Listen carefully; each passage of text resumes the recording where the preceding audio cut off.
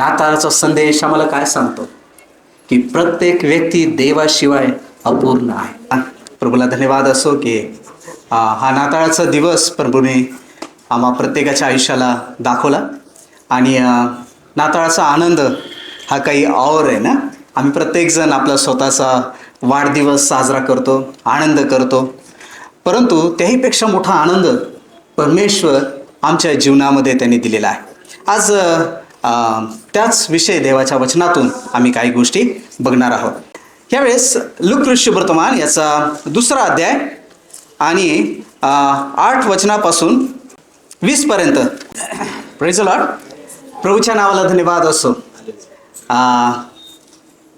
नाताळाच्या दिवशी आम्ही ख्रिसमसच्या दिवशी ह्या सर्व गोष्टी देवाच्या वचनातून आम्ही ऐकत असतो. आणि बऱ्याचशा गोष्टी आम्हाला प्रभू येशू ख्रिस्ताच्या जन्माविषयी ज्या घटना घडल्या बहुतेक आम्हाला त्या माहीत आहेत. आज जस्ट देवाच्या वचनामधून आम्ही ज्या घटना सविस्तर ज्या घडलेल्या आहे प्रभू येशू ख्रिस्ताच्या जन्माच्या वेळेस त्या थोडक्यात आपण बघणार आहे. आणि नाताळ काय आहे त्याविषयी आज आम्ही पाहणार आहोत. माझा जो आजचा संदेश आहे नाताळ आशेचा संदेश याविषयी आहे. Praise the Lord. या ठिकाणी आम्हाला बघायला मिळतं की जर आधी काही गोष्टी जर आम्ही पाहिल्या देवाच्या वचनामध्ये, जर तो अध्याय जर आम्ही पूर्ण वाचला 2रा अध्याय लूका शुभवर्तमान, तर त्या ठिकाणी आम्हाला बघायला मिळतं की कैसर ऑगस्ट नावाचा जो राजा होता, ह्या राजाने, कारण त्या काळामध्ये रोमचं साम्राज्य सर्व जगावर होतं. सर्व जगावर रोमी साम्राज्य त्या काळामध्ये होतं. आम्हाला पाहायला मिळतं की काही वर्षांपूर्वी 150-200 वर्षापूर्वी आपल्या देशामध्ये इंग्रजांचं राज्य होतं है ना. पूर्वीच्या काळामध्ये त्याच्याही आधी रोमचं साम्राज्य होतं. त्याच्याही आधी आम्ही पाहिलं तर नबुकदनेस्सर राजाचं खासगी लोकांचं साम्राज्य जगावर होतं. वेगवेगळे साम्राज्य जगावर काही वर्षांपूर्वी राज्य करून गेले. ज्यावेळेस प्रभू येशू ख्रिस्ताचा जन्म ह्या जगामध्ये झाला बाळ म्हणून, आणि त्यावेळेस रोमी साम्राज्य जगावर होतं. आणि त्यांचा जो सम्राट होता हा कैसर होता. आणि कैसर ऑगस्ट ज्याचं नाव, आणि त्याचं साम्राज्य जवळजवळ सर्व जगावर त्या काळामध्ये होतं. आणि त्यांनी काय केलं की त्या काळामध्ये जनगणना करण्याविषयीचा हुकूम त्यांनी सोडला. सर्व लोकांची जे जे त्याच्या लोक आहे, ज्या ज्या ठिकाणी त्याचं साम्राज्य आहे त्या सर्व लोकांची जनगणना व्हावी असं त्यांनी हुकूम सोडला. आणि त्यामुळे प्रत्येक व्यक्ती, प्रत्येक मनुष्य आपापल्या जन्मगावी जाऊन जनगणना करण्यासाठी त्या ठिकाणी गेला, नावाची नोंदणी करण्यासाठी त्या ठिकाणी गेला. आणि त्या काळामध्ये योसेफ आणि मरिया हे एकमेकाला वाग्दत्त झालेले होते, त्यांचं लग्न झालेलं होतं. आणि ते सुद्धा आपापल्या गावी बेथलेहममध्ये नावनिशी नोंदवण्यासाठी गेली. कारण योसेफाचं जे गाव होतं हे बेथलेहम होतं. योसेफ बेथलेहम येथला होता. आणि योसेफ मरियेला जी गरोदर होती तिला घेऊन त्यांनी गाढवावर बसवलं आणि बेथलेहमाला आपल्या जन्मगावी जाऊन नावनिशी नोंदवण्यासाठी तो गेला. तर आम्ही जर हा 2रा अध्याय जर वाचला तर ह्या घटना आपल्याला बघायला मिळतील.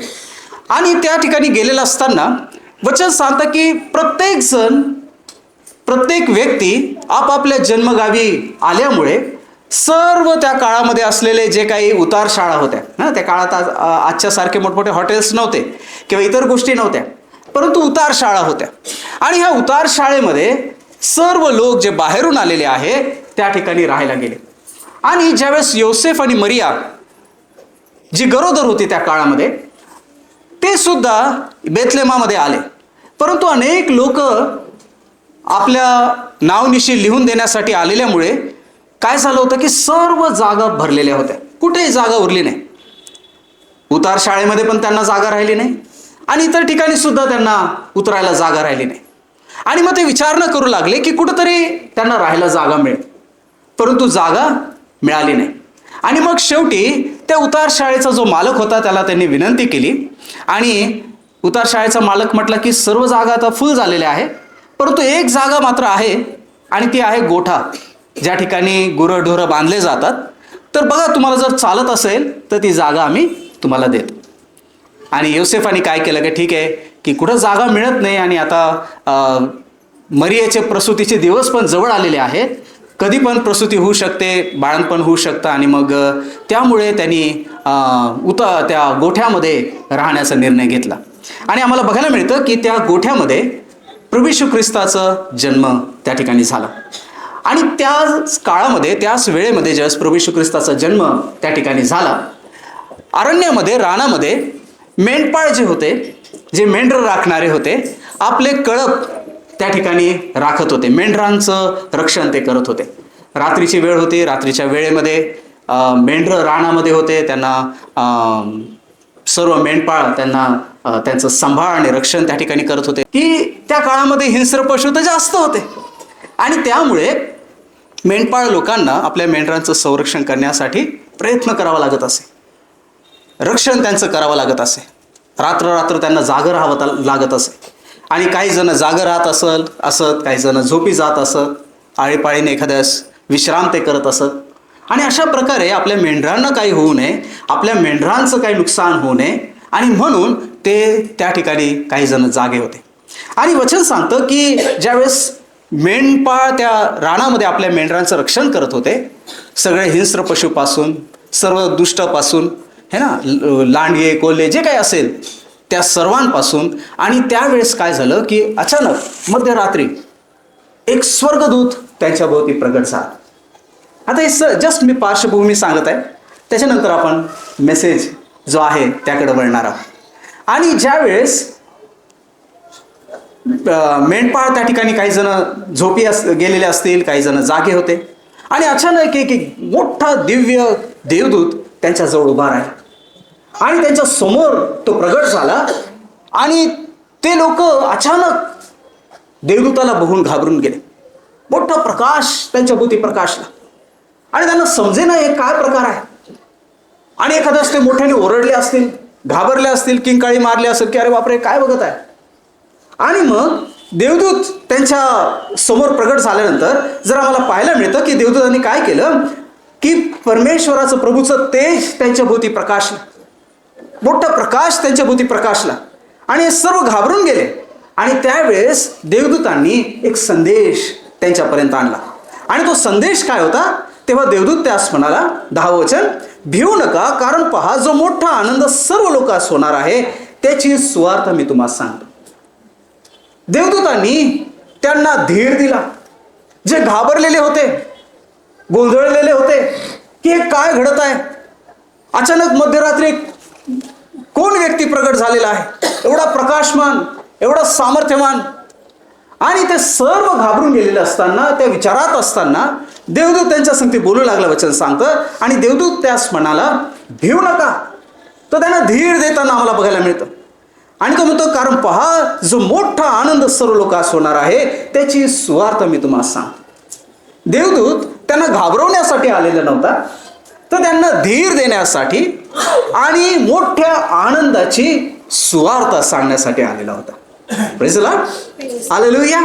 नाताळ पण हेच आहे ना, नाताळाचा सण, प्रभू येशू ख्रिस्ताचा जन्म ह्या जगामध्ये झाला. आणि तो कशासाठी झाला की जे लोक भयभीत आहेत, जे लोक आशाहीन आहेत, जे लोक समस्येत आहेत, जे लोक दुःखामध्ये आहेत, जे लोक भविष्याचे त्यांना काही माहीत नाही की पुढे कसं होणार, है ना, अनिश्चित भविष्यामध्ये ते जगत आहे, अनिश्चिततेमध्ये जगत आहे. आणि त्या लोकांना धीर देण्यासाठी प्रभू येशू ख्रिस्ताचा जन्म झाला.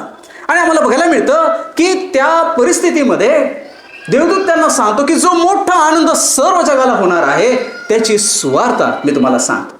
देवदूत सुवार्ता सांगण्यासाठी, जो आनंद होणार आहे, झालेला आहे, त्याविषयी सांगण्यासाठी त्या ठिकाणी तो आला. आणि वचन सांगतं की ती ही की तुम्हासाठी आज दाविदाच्या गावात तारणारा जन्मलेला आहे, तो ख्रिस्त प्रभू आहे. देवदूतांनी मेंढपाळांना संदेश दिला, सुवार्ता त्यांना सांगितली. त्यांना मनाला धीर आला की हा व्यक्ती जो प्रगट झालेला आहे, देवदूत आहे काय, त्यांना एखादं त्यावेळेस कळालं नसेल, परंतु हा व्यक्ती आपल्याला मारायला आलेला नाही, आमचं नुकसान करायला आलेलं नाही, आमचा नाश करायला आलेला नाही, तर आम्हाला धीर देण्यासाठी आलेला आहे, आम्हाला आनंद देण्यासाठी आलेला आहे. आणि त्यामुळे ते थोडे शांत झाले, जे घाबरलेले होते. एखाद्या वेळेस होऊ शकतं की त्यांच्या ओरडण्याने बाकी झोपलेले पण जागे झाले असतील, है ना, अरण्यामध्ये असलेले जे मेंढपाळ आहे. आणि वचन सांगतं की त्यावेळेस काय घडलं, अचानक हा देवदूत बोलत असताना काय घडलं. देवाचं वचन सांगतं की आणि तुम्हास खून हीच की बाळंत्याने गुंडाळलेले व गव्हाणीत निजविलेले असे बाळक तुम्हास आढळेल. त्यांनी सुवार्ता सांगितली की एक तारणाऱ्याचा जन्म झालेला आहे, उद्धारकर्ताचा जन्म झालेला आहे. आणि तो कुठं आहे, तो दाविदाच्या गावामध्ये त्या ठिकाणी जन्मलेला आहे असं त्यांनी सांगितलं. आणि त्यानंतर काय घडलं, त्यांना चिन्ह पण दिलं की कशा प्रकारे, कारण एखादं होऊ शकतं त्या ठिकाणी त्या गावामध्ये अनेक बालकं असतील, अनेक गरोदर स्त्रिया असतील, होऊ शकतं की दुसऱ्या देखील बाळांचा जन्म झालेला असेल. आणि म्हणून कन्फ्यूज होऊ नये, गोंधळ त्यांचा ओढू नये. आणि म्हणून प्रभूच्या दूतांनी त्यांना संदेश दिला. आणि संदेश देत असताना एक खूण पण दिली, एक चिन्ह दिलं की हा जो बाळ जन्माला आलेला आहे तो इतर बाळकांसारखा नाही, तो वेगळा आहे, तो विशिष्ट आहे. आणि त्याला कसं ओळखायचं की तो कुठं आहे, बाळंत्याने गुंडाळलेलं आणि गव्हाणीत निजवलेलं असं बाळ तुम्हाला आढळेल, है ना. त्याचा जन्म कुठं झालेला आहे, उतार शाळेमध्ये नाही, कोणत्या वैद्यकीय दवाखान्यात नाही, है ना, कोणत्या घरामध्ये नाही, तर अतिशय ज्या जागेला अव्यवस्थित, घाणेरडी, अस्वच्छ असे आपण समजतो, है ना, त्या ठिकाणी एखाद्यास आपल्याला राहायला झोपायला आवडणार नाही, त्या ठिकाणी सर्वत्र एखाद्या वेळेस दुर्गंधी असेल. आणि अशा ठिकाणी हा बाळ जन्माला आलेला आहे. आणि त्याला काय करण्यात आलेलं आहे, गव्हाणीमध्ये बाळंत म्हणजे काय, लहान लेकराला गुंडाळतात ते कपडा, है ना, बाळंत्याने गुंडाळून त्याला गव्हाणीमध्ये निजवलेला आहे. आणि ज्यावेळेस त्यांनी ही सुवार्ता सांगितली त्यावेळेस काय घडलं, देवाचं वचन सांगतं की मोठा देवदूतांचा समूह त्यांच्या भोवती प्रगट झाला. हे चिन्ह स्वर्गदूतांनी मेंढपाळांना सांगितलं. आणि त्यानंतर काय घडलं, ज्यावेळेस हे चिन्ह ह्या देवदूतांनी मेंढपाळांना सांगितलं, देवाचं वचन आम्हाला सांगतं की अचानक अगणित असे स्वर्गदूत त्या ठिकाणी प्रगट झाले. आणि त्या सर्व स्वर्गदूतांनी काय केलं, त्या स्वर्गदूतांनी येऊन एक गीत त्या ठिकाणी गायलं.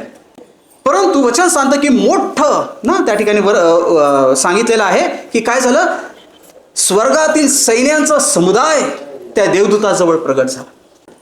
स्वर्गदूत त्या ठिकाणी आला, त्यांनी संदेश सांगितला आणि अगणित देवदूत प्रगट झाले. आणि त्यांनी त्या स्वर्गदूताच्या संदेशामध्ये एक कोरस जोडलं आणि ते गीत प्रभूचं गाऊ लागले. स्वर्गदूतांची सेना होती मोठी आणि ते सर्व अचानक प्रगट झाले. बाकी कोणाला दिसले नाही, परंतु मेंढपाळांना मात्र ते दिसले. जे अंतःकरणाचे शुद्ध वचन सांगतात ते धन्य, कारण ते देवाला पाहतात. अनेकदा अनेक लोक प्रश्न करतात की जर तुम्हाला देव दिसतो, जर ह्यांना देवाने तुम्ही म्हणतात त्यांच्या संगती बोलला, त्यांना दर्शन दिलं, मग आमच्या संगती का नाही बोलला, आम्हाला का नाही दर्शन दिलं. देवाचं वचन सांगतं जे अंतःकरणाचे शुद्ध ते धन्य, कारण ते देवाला पाहते. यासाठी अंतःकरणाची शुद्धता ही गरजेची आहे. Praise the Lord. आणि सर्व स्वर्गदूत त्या ठिकाणी जमा झाले आणि उच्च स्वराने ते प्रभूचं धन्यवाद करू लागले. हे गीत त्यांनी त्या ठिकाणी गायलं आणि परमेश्वराला धन्यवाद त्यांनी दिला. हालेलुया, प्रेज गॉड, आमेन. आमचा प्रभू खरंच थोर आहे, तो महान आणि जिवंत परमेश्वर आहे. आणि तो ज्यावेळेस त्याला वाटतं की कोणा व्यक्तीशी त्यांनी बोलावं, कोणा व्यक्तीची त्यांनी भेट घ्यावी, कोणा व्यक्तीचं सांत्वन त्यांनी करावं, त्यावेळेस त्याला पाहिजे त्यावेळेस तो त्याला दर्शन देखील देतो, त्या संगती बोलतो. आणि वचन सांगतं की लाखो देवदूत त्या ठिकाणी प्रगट झाले. इब्री लोकासपत्र 1 अध्याय 6 वचन, तो ज्येष्ठ पुत्राला पुन्हा जगात आणील त्या समयाविषयी तो असे म्हणतो, देवाचे सर्व दूत त्याच्या चरणी लागोत. देवाचे सर्व स्वर्गदूत, मला माहित नाही की सर्व स्वर्गदूत स्वर्गातले त्या ठिकाणी प्रगट झाले होते का नाही? परंतु वचन सांगतं की मोठी सेना स्वर्गदूतांची त्या ठिकाणी प्रगट झाली आणि ते सर्व येऊन परमेश्वराचं धन्यवाद त्या ठिकाणी करू लागले. हालेलुया. परमेश्वर जर कसला त्याला काय जर आवडत असेल तर त्याला आम्ही केलेली स्तुती आणि आराधना त्याला प्रिय आहे. देवाचं वचन सांगतं मनुष्याचं ओठांचं फळ तो मान्य करणारा देव आहे. त्याला ते प्रिय आहे, त्याला ते आवडतं. आणि वचन सांगतं की लाखो सेना त्या ठिकाणी स्वर्गदूतांची प्रगट झाली आणि त्यांनी त्या ठिकाणी आराधना केली. प्रकटीकरणचं पुस्तक 5वा अध्याय 11 वचन गुणाकार आहे कितीतरी पटीने, करोडोंच्या पटीने, लाखोच्या पटीने. आणि वचन सांगतं एवढे सर्व स्वर्गदूत परमेश्वराची आराधना करतात.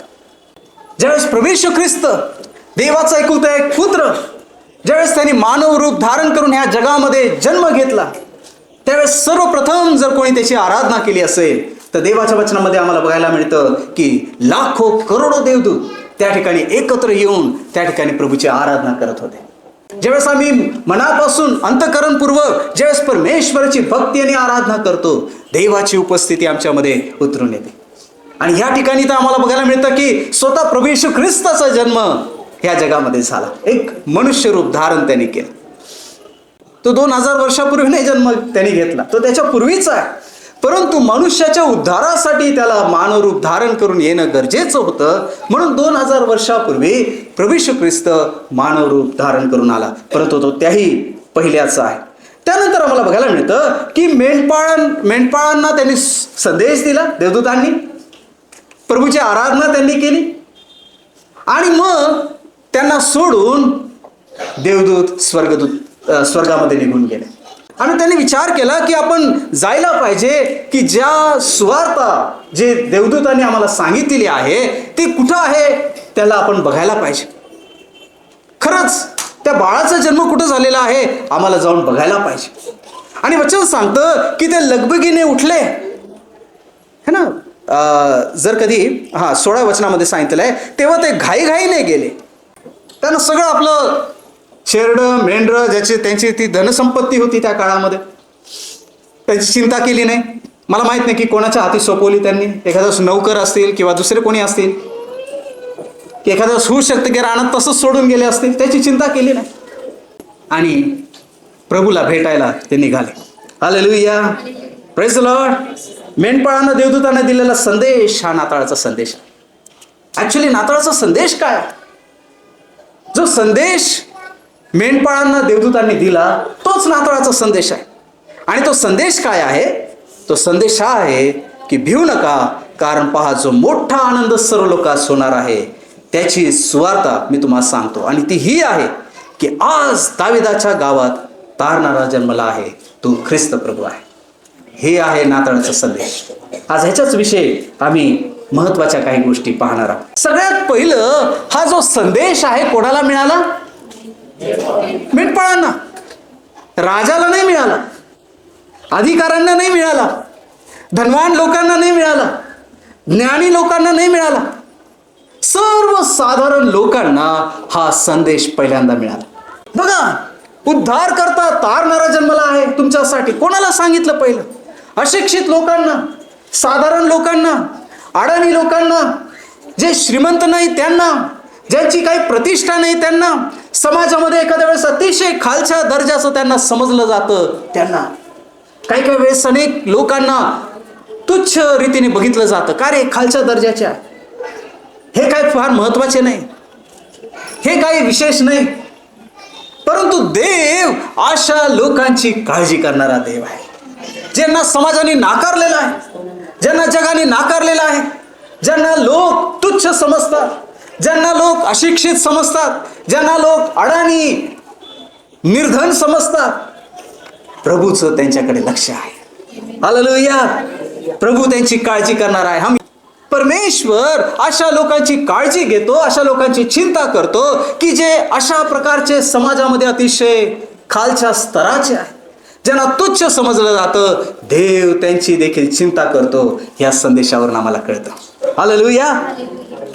देवासाठी आम्ही महत्वाचे आहोत. देवाच्या दृष्टीने तुम्ही आणि मी महत्वाचे आहोत, हे आम्ही कधी विसरू नये.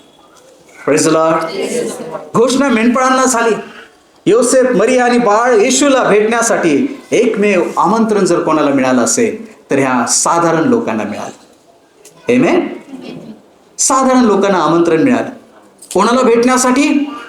राजांचा राजा, प्रभूंचा प्रभू, सर्व सृष्टीचा निर्माण करता, ज्यांनी आकाश पृथ्वी ज्यांनी बनवलेली आहे, जो सर्व गोष्टीचा मालक आणि प्रभू आहे.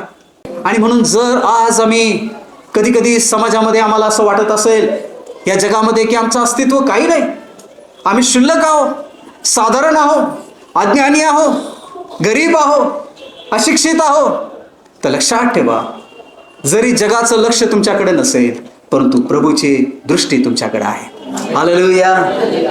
आमेन. आणि अशांना भेटण्यासाठी पहिलं इन्व्हिटेशन प्रभूने पाठवलं. जे मोठमोठे लग्न असतात त्याचे आमंत्रण साधारण लोकांना नसतात. आणि जर तुमच्याकडे ते कार्ड असेल, आमंत्रण पत्रिका असेल, तरच तुम्ही त्या ठिकाणी पोहोचू शकता. सर्वसाधारण लोक त्या ठिकाणी पोहोचू शकत नाही.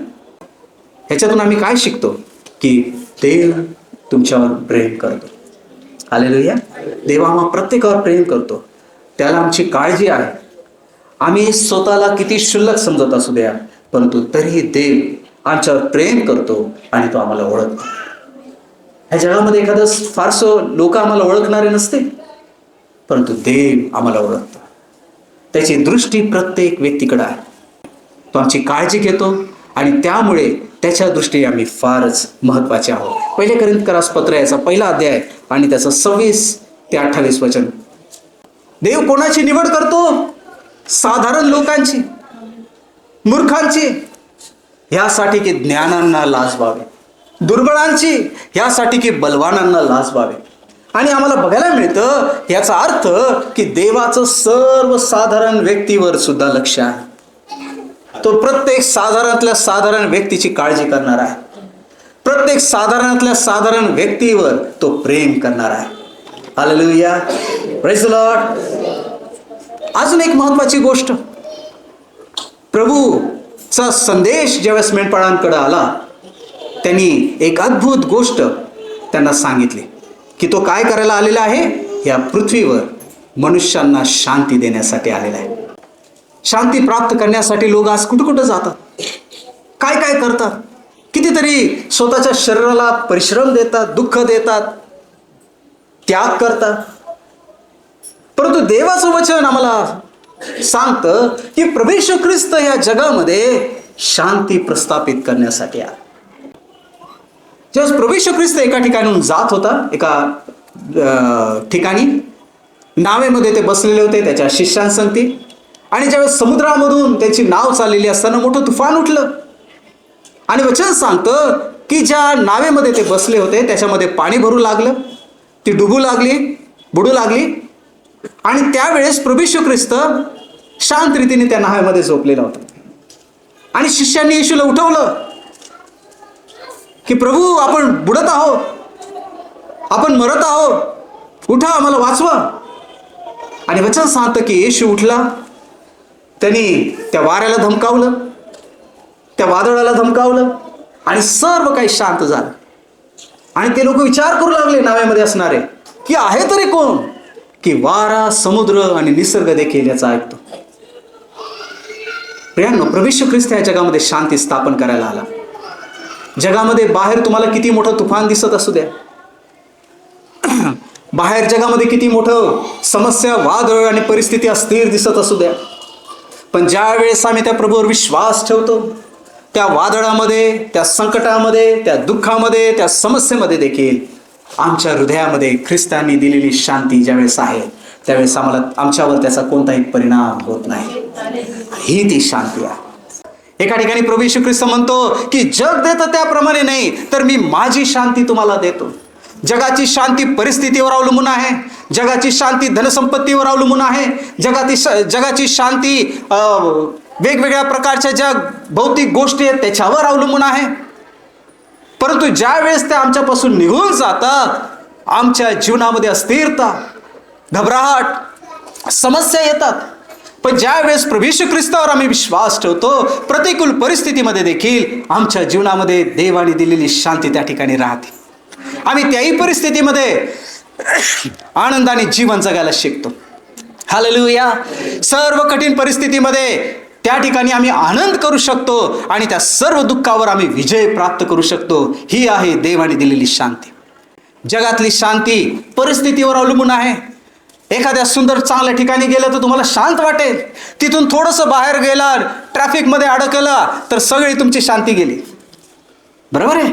पण प्रियांनो, जर प्रभू येशू ख्रिस्त आमच्या जीवनामध्ये आहे तर त्याची शांती हे बुद्धी सामर्थ्याच्या पलीकडे ती आहे. आम्हाला सर्व परिस्थितीमध्ये आनंदाने राहण्यासाठी, सर्व अडचणीवर विजय मिळवण्यासाठी, सर्व दुःखामध्ये आणि त्या मोठमोठ्या लाटांमध्ये देखील शांत राहण्यासाठी प्रभूची शांती आम्हाला शक्ती प्रदान करते. काही ज्ञानी लोक होते आणि या ज्ञानी लोकांनी ज्यावेळेस त्यांचं आकाशाचा ते अभ्यास करायचे, ताऱ्यांचा अभ्यास करणारे ते होते, ज्याला आपण खगोलशास्त्रज्ञ सुद्धा म्हणू शकतो.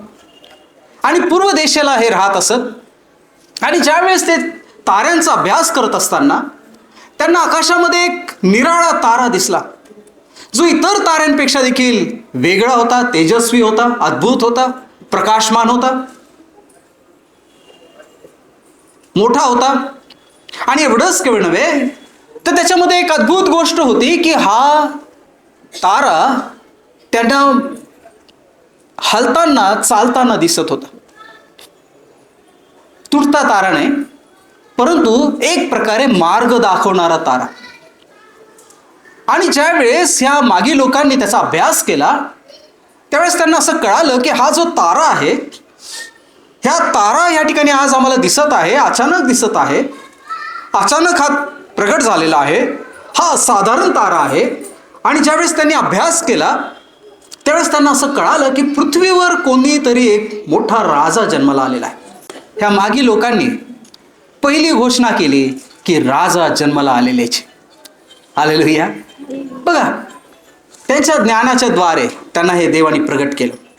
देव ज्या व्यक्तीला जी भाषा समजेल त्या भाषेमध्ये बोलणारा देव आहे. देवाला ठाऊक आहे की कोणासंगती कोणत्या भाषेत बोलायचं. देव वेगवेगळ्या लोकांसंगती वेगवेगळी प्रकारे बोलतो. ज्यांना जी भाषा समजते त्या भाषेमध्ये देव बोलतो. हालेलुया. आम्ही बायबलमध्ये पाहतो अनेक प्रकारचे मोठमोठे लोक होते. नबुकदनेस्सर नावाचा राजा होता, त्याला काही सरळ भाषा समजत नव्हती. बरोबर आहे, कारण त्याच्या मनात घमंड आला, गर्व आला. मग देवाने त्याला असं काही बनवलं की तो बैलासारखा चारा खाऊ लागला, त्याची बुद्धी गेली है ना. तर आम्हाला बघायला मिळतं की परमेश्वराला सगळ्यांच्या भाषा समजतात आणि सगळ्यांसंगती कसं संभाषण करायचं हे त्याला चांगल्या रीतीने ठाऊक आहे. आणि म्हणून, कारण त्यांनी भाषा बनवल्या, माणसाला त्यांनी बनवलं, आणि म्हणून सगळ्यांना कशा प्रकारे सगळ्यांसंगती बोलता येतं हे देवाला चांगलं ठाऊक आहे. लोकांना राजापेक्षा मोठ्या गोष्टीची गरज होती. माणसांना पापांची क्षमा हवी होती आणि म्हणूनच जगाला तारणहाराची गरज होती. लोकांना राजापेक्षाही उद्धारकर्त्याची गरज होती. एक लक्षात ठेवा, प्रभू येशू ख्रिस्त केवळ राजा बनून या जगात आला नाही, तर तो उद्धारकर्ता बनून आला. या जगामध्ये राजे खूप आहेत, मोठमोठे आहेत, परंतु कोणी आमचा उद्धार करू शकत नाही. आम्हाला नोकरी देऊ शकतील कोणी, आम्हाला पैसा देऊ शकतील कोणी, आम्हाला घरदारं बांधून देऊ शकतील कोणी, आमचे भौतिक गोष्टी एखादा जगातले राजे लोक भागू शकतात. परंतु कोणताही राजा मनुष्याला पापांची क्षमा देऊ शकत नाही. कोणाही व्यक्तीच्या हातात हे नाही, मनुष्याच्या हातात नाही की कोणाच्या पापांची क्षमा त्यांनी करावी. आणि पापाची क्षमा करण्याचा अधिकार केवळ देवाला आहे. जसं आम्हाला बघायला मिळतं या ठिकाणी सांगितलेलं आहे की तुमच्यासाठी आज दाविदाच्या गावामध्ये कोण जन्माला आलेला आहे? तारणारा उद्धार करता जन्माला आलेला आहे. राजापेक्षा अधिक महत्वाचं. आणि म्हणून प्रभू येशू ख्रिस्ताची जी ओळख आहे, मागी लोकांनी प्रथम सांगितलं की राजा जन्माला आलेला आहे, त्यांना हे कळालं. परंतु ज्यावेळेस मेंढपाळ जे होते, देवदूतांनी त्यांना सांगितलं की उद्धार करता आणि तारणारा तुमच्यासाठी जन्माला आलेला आहे. हालेलुया. कारण सर्व लोकांना राजापेक्षाही उद्धार करण्याची गरज आहे. बायबल सांगतो सर्वांनी पाप केलेला आहे, सर्वांना. पापाच्या क्षमेची गरज आहे आम्हा सर्वांना, कारण आम्ही सर्व देवापासून दूर गेलेलो आहोत. राजापेक्षाही महत्वाचं, नाताळ ही केवळ बाळाची भेट नाही तर ती देवाबरोबर शांतीची ऑफर आहे. ज्यावेळेस देवाचं वचन सांगतं की पाप काय करतं, आम्हाला देवापासून विभक्त करतं, देवामध्ये आणि आमच्यामध्ये एक प्रकारचे वैमनस्य निर्माण करतं, आणि ते वैमनस्य, ते शत्रुत्व नष्ट करण्यासाठी प्रभू येशू ख्रिस्ताचा जन्म झाला. नाताळ फक्त येशू बाळाचा जन्माचा आनंद नाही आहे, परंतु देवाबरोबर शांतीचं ती एक ऑफर आहे. आणि म्हणून नाताळ काय आहे? देवासंती असलेला मनुष्याचा शांतीचा करार आहे. Hallelujah, praise the Lord. त्यानंतर वर्तमान काळामध्ये नाताळ आमच्यासाठी मदत देण्याचा संदेश आहे. वर्तमान काळामध्ये आमच्यासाठी काय आहे? मदत आहे. आणि म्हणून आम्ही जर कधी पाहिलं, देवाच्या वचनामध्ये सांगितलेलं आहे की मत्ते 1:23 मध्ये सांगितलेलं आहे, नाताळाचा संदेश आम्हाला काय सांगतो, काय आठवण करून देतो की आम्ही या जगामध्ये एकटे नाही, आम्ही या जगामध्ये असहाय्य नाही, आम्ही या जगामध्ये दुःखामध्ये त्रासामध्ये एकटे नाही, तर त्या सर्वांवर विजय प्राप्त करून देण्यासाठी परमेश्वर आमच्या बरोबर आहे. हालेलुया. नाताळाचा संदेश आहे वर्तमानामध्ये. त्या काळामध्ये देवदूतांनी मेंढपाळाची भेट घेऊन त्यांना हा संदेश दिला, पण आज आमच्यासाठी तो काय संदेश आहे की आजही देव आमच्या बरोबर आहे. प्रत्येक तुमच्या त्रासामध्ये, दुःखामध्ये, संकटामध्ये तुम्हाला मदत करणारा इमॅन्युएल तुमच्या बरोबर आहे. हालेलुया. दुसरीकडे मागे लोक होते, ते सत्ता, अधिकार आणि संपत्ती असलेले लोक होते. जगामध्ये एखादं ज्ञानी, धनवान लोक असतील, जे गरीब असतील, एखादं त्यांना वाटत असेल की ह्यांना काही कसली कमी नाही, पण देवाने त्यांच्यामध्ये सुद्धा एक कमतरता ठेवलेली आहे. त्यांच्या हृदयामध्ये त्या ठिकाणी शून्यता त्यांच्या हृदयामध्ये आहे.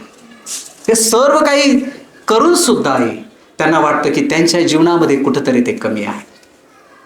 प्रियांनो, देव सगळ्यांवर प्रेम करतो. तो धनवान असो, तो निर्धन असो, ज्ञानी असो, अज्ञानी असो, स्त्री असो, पुरुष असो, कोणी का असेना, तो सगळ्यांवर प्रेम करणार आहे. आणि तो सगळ्यांना हे जाणीव करून देणार आहे की आम्हाला त्याची गरज आहे.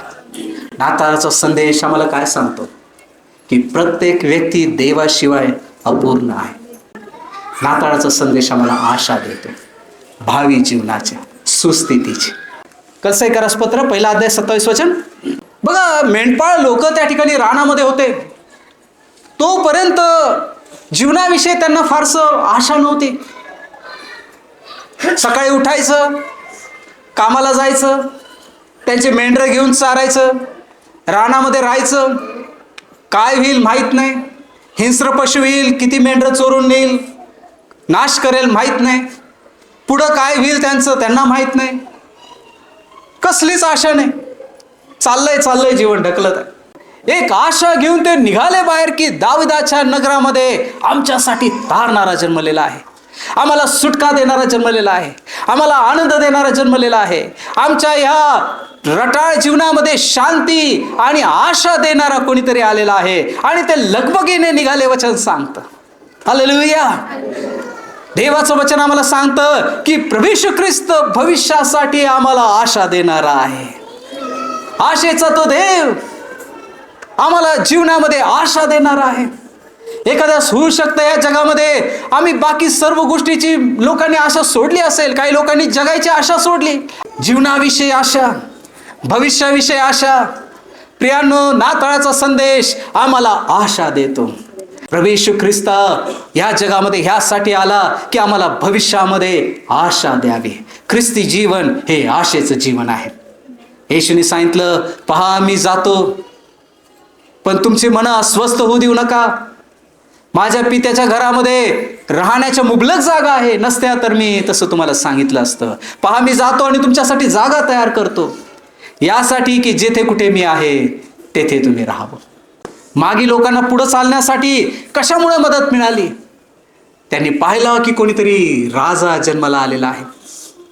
आपलं सर्व पैसा, आपली धनसंपत्ती, आपलं जे काही होतं त्यांनी मागे सोडून त्या ताऱ्याचा पिछा त्यांनी केला. हालेलुया.